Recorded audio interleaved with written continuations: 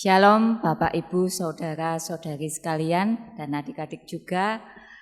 Pada hari ini Kamis tanggal 17 Desember 2020 kita akan memasuki persekutuan doa hari keempat. Untuk memulainya marilah kita bersaat teduh sejenak.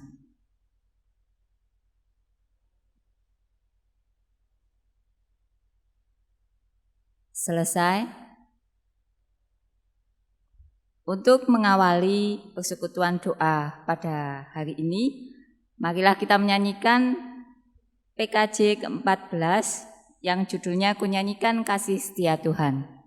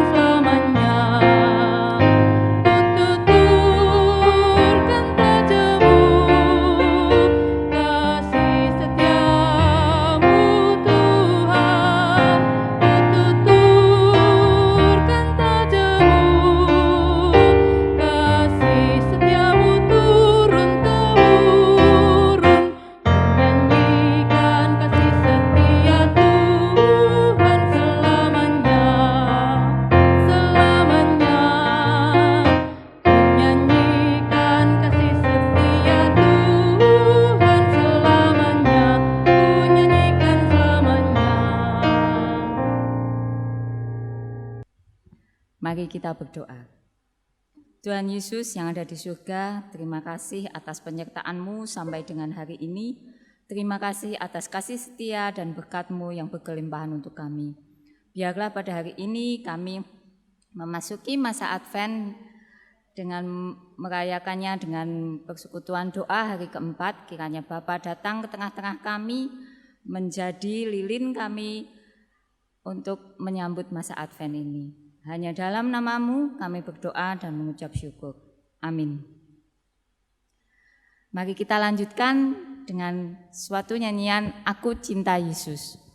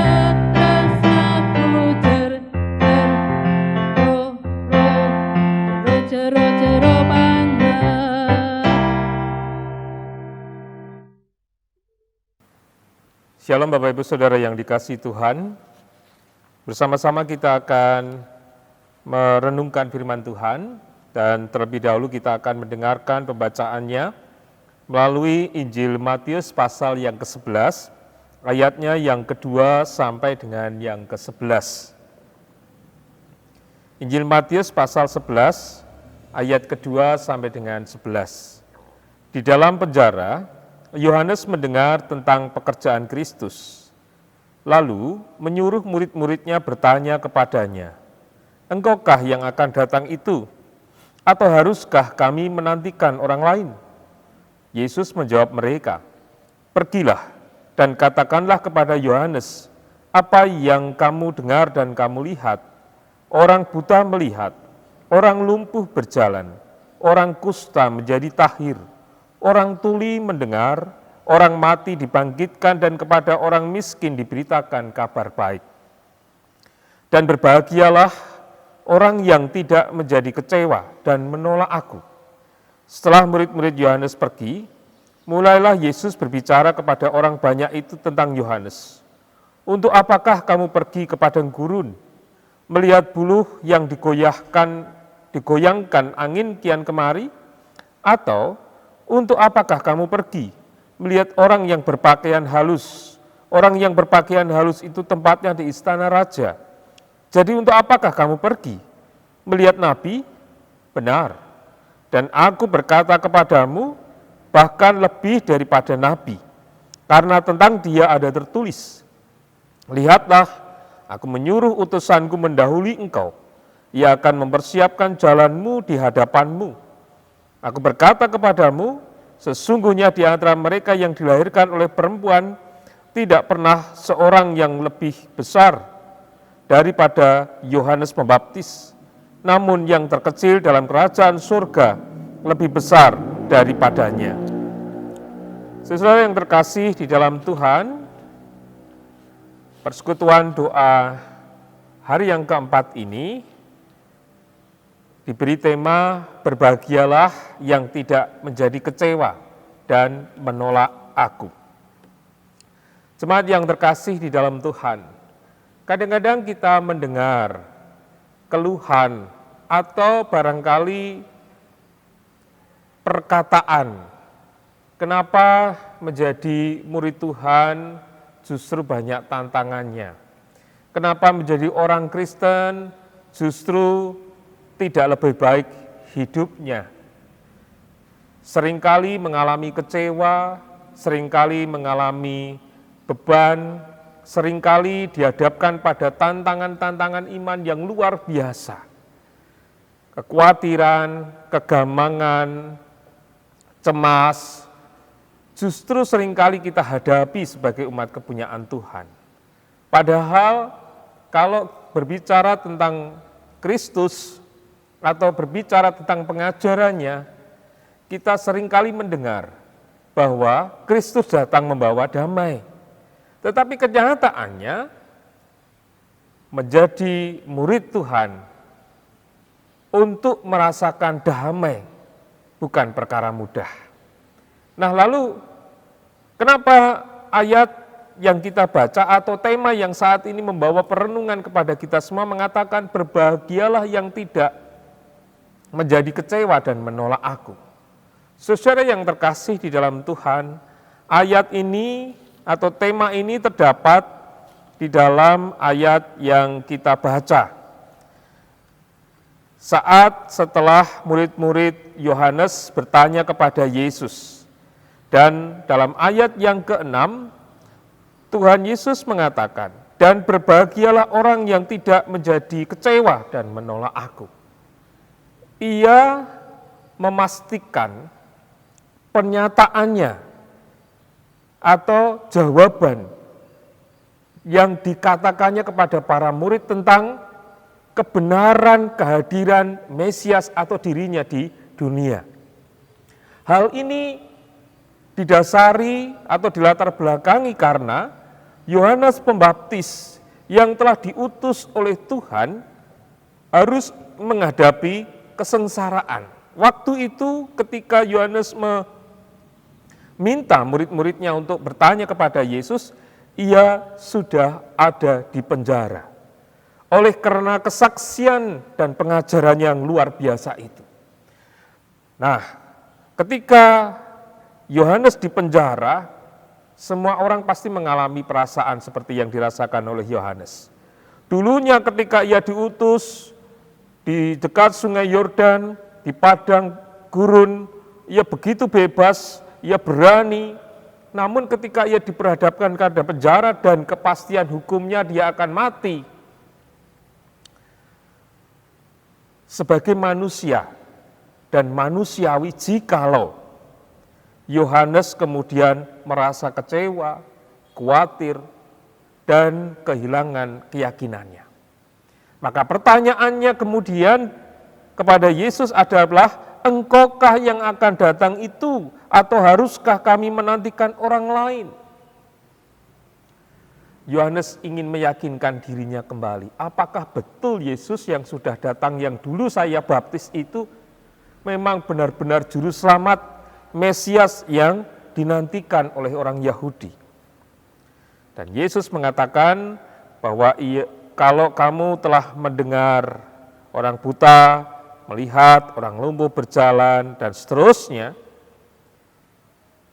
itu bukanlah ilusi, tetapi kenyataan siapa Yesus, siapa Mesias, dan apa yang dikerjakannya.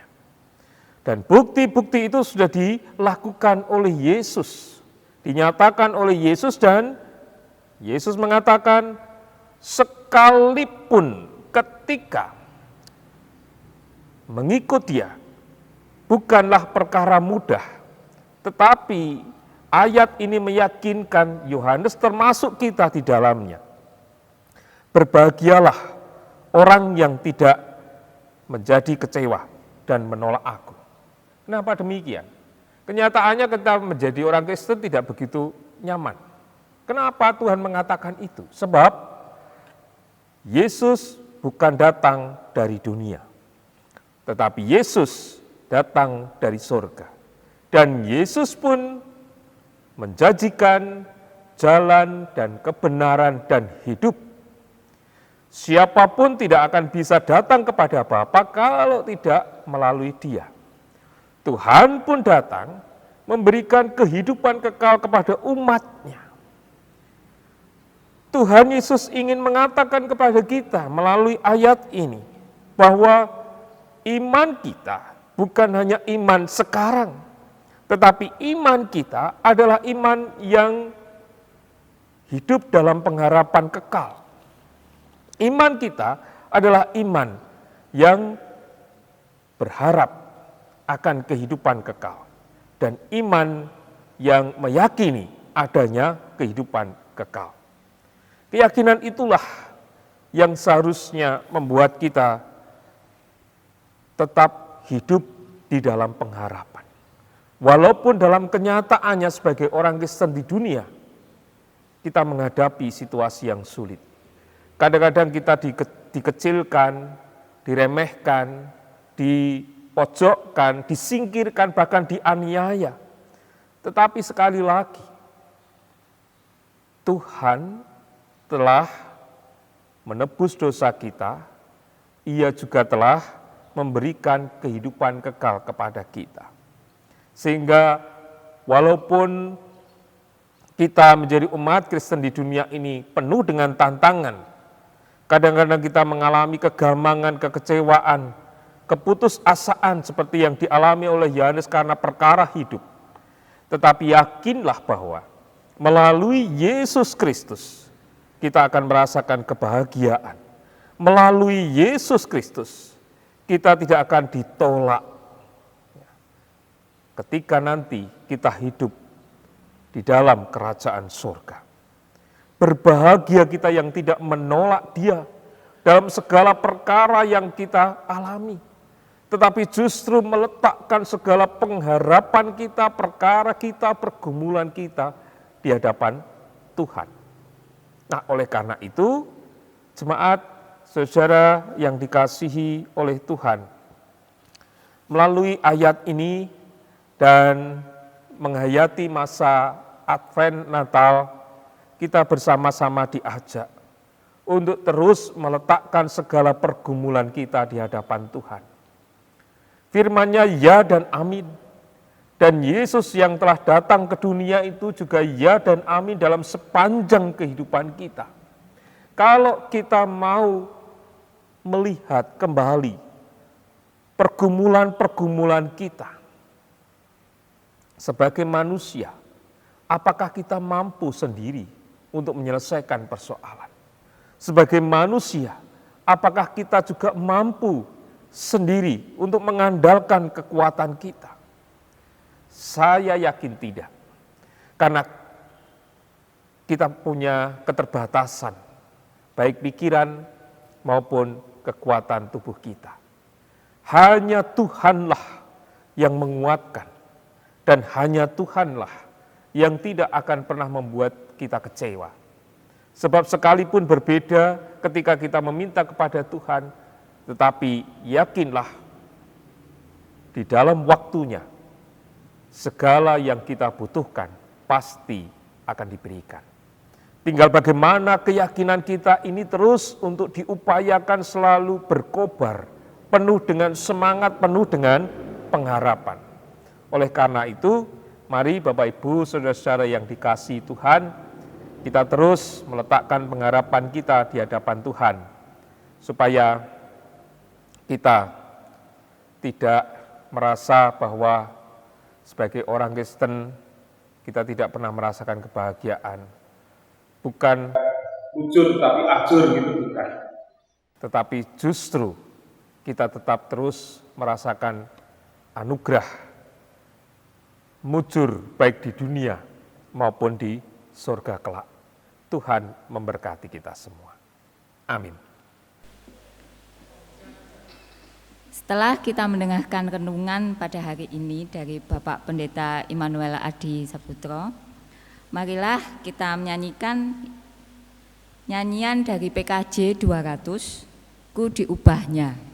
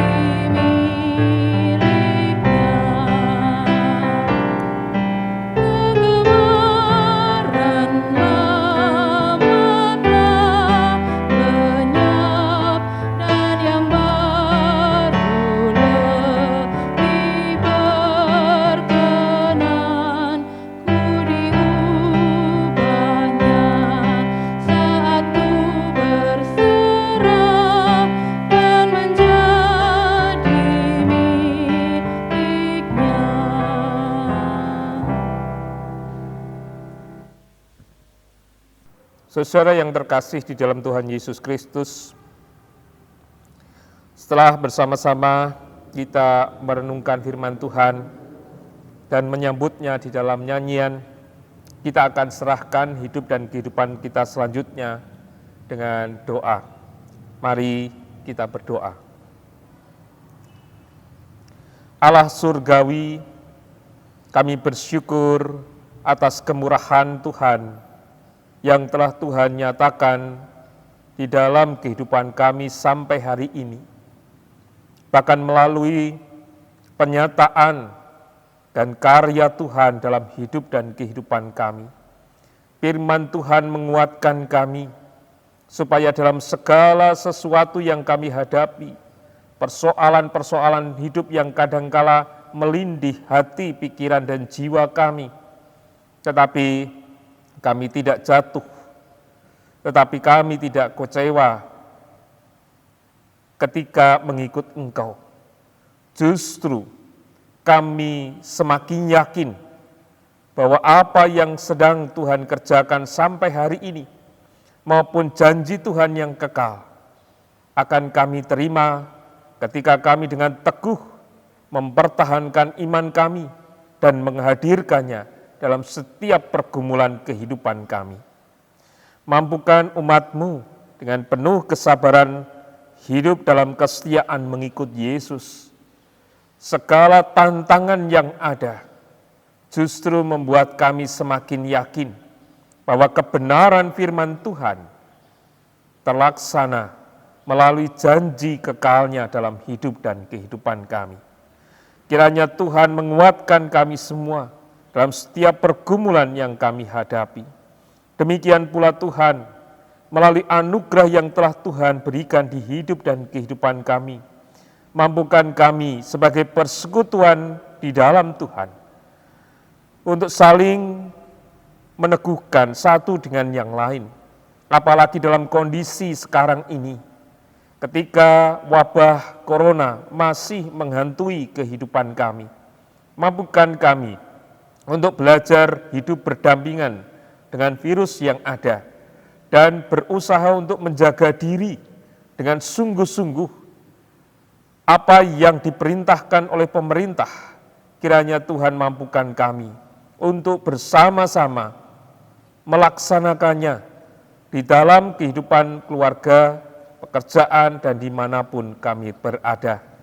Berkatilah kami, berkatilah bangsa ini, berkatilah umat-Mu di dalam menjalankan tugas pemberian Tuhan. Kami serahkan hari-hari kami dan persiapan kami melalui peristiwa Natal yang akan kami rayakan dalam bentuk apapun yang sekarang ini harus kami lakukan secara berbeda. Kiranya Tuhan memampukan kami untuk mempersiapkannya dengan baik, dan jagai kesehatan kami, kekuatan iman kami, maupun upaya kami untuk terus hidup di dalam anugerah Tuhan. Terselip dosa kesalahan kami, kiranya Tuhan mengampuni.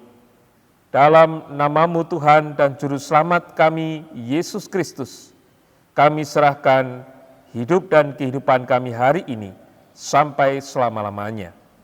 Amin.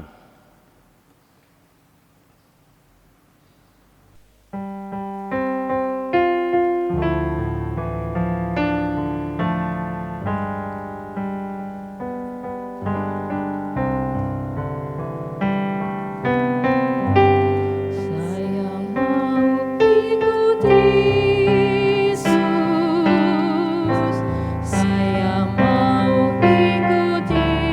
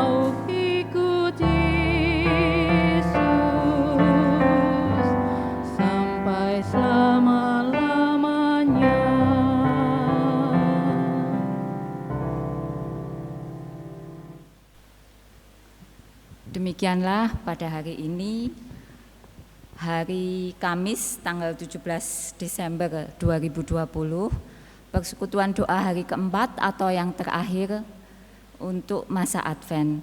Terima kasih kepada jemaat yang selama 4 hari ini sudah mengikuti persekutuan doa online.